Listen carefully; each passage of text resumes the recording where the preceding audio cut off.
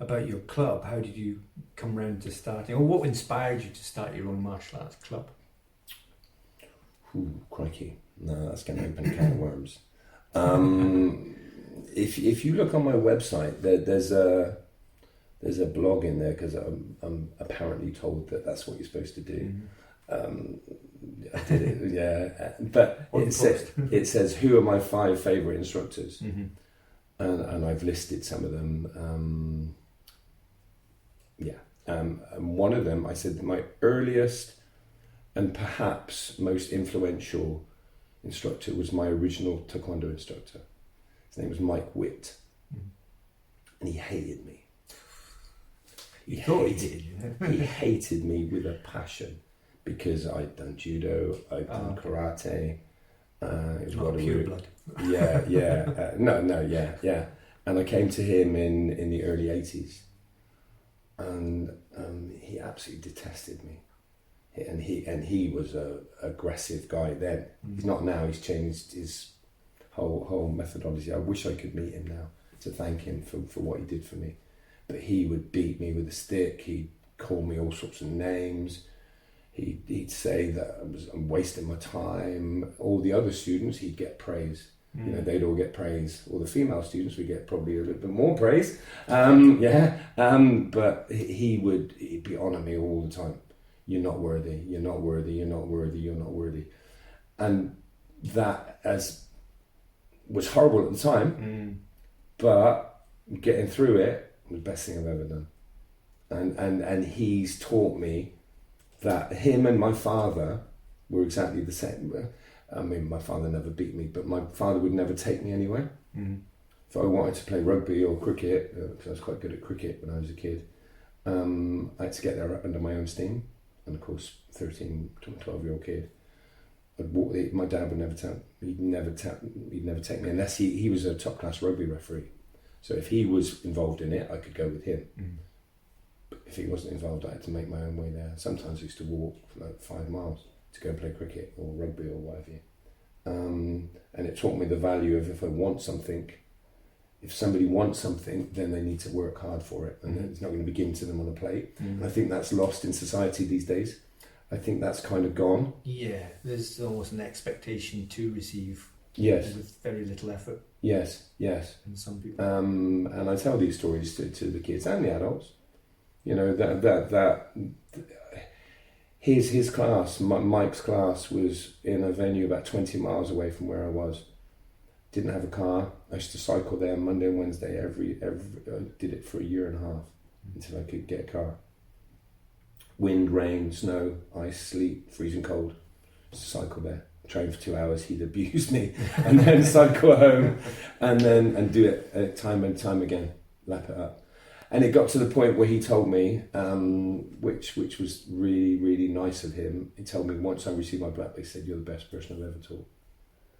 Because he could, I don't know whether he could see something in me. I don't know, but that you know, it's almost was like nice. There are films like that. There are movies like that where there is one person and they just get treated like crap right the way through, but the person who's doing that to them, I don't know how to say this, is seeing something in them and trying to bring it out or make it stronger, or testing, not to be nasty, but to push them to be better than they think they can be. Yes. It's not a reason for instructors to treat their students like cack, though. No, of course not. Of course not. There are methods, but that was the method back in the days. It's like what the army do. The army do it. Well, it's funny because a couple of that gentleman, that Sam Norse that I mentioned before, when he first started with me, him and his father started training, and the first thing they said, "Were you in the army or the navy?" I said, "I was never in any of them." "Oh my God, we thought you were in the military." Because of that level of, I've had that as well, of discipline. Whether it came from my father, because my father was in the navy, I'm not sure. I think it came from Mike Witt. I think it came from Mike and my dad. Yeah. The fact that if you want something, you have to work for it. And I still do that now. I still do it with all my kids, all my adults. Then they're not given an easy ride. Obviously, when they first start, you have to. Well, you can't be aggressive to someone straight away. Only, but 10 minutes later you can. No, okay. A few months down the line, you can start to introduce the fact that if they're not prepared to work hard, I'm not prepared to teach them.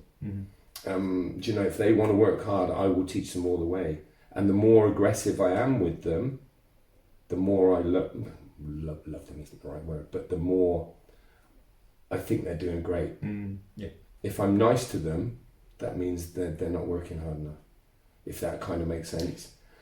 Yeah, I get that side of it as well. I think teaching someone who wants to be there to just go through the motions, well done, that's good. Yes. And then someone who wants to work really hard, you have a switch that you're still nice to them, but you are pushing them that bit harder.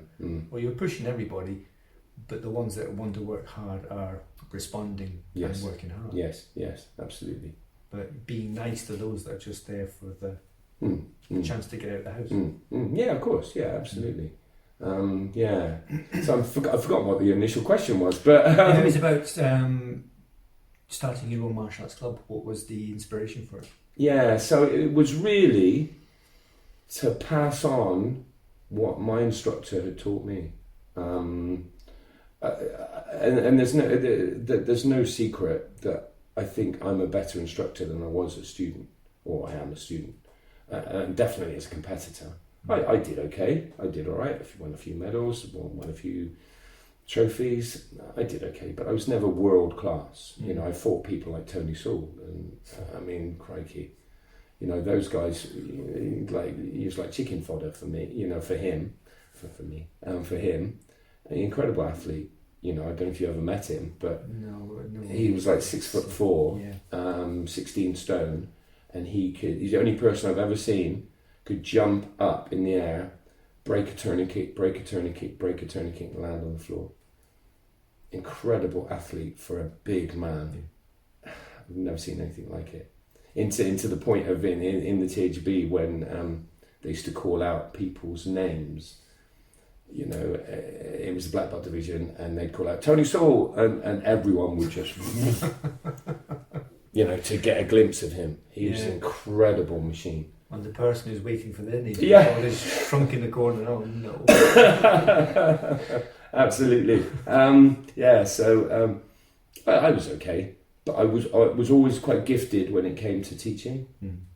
Always produced good people, and hope I still do. And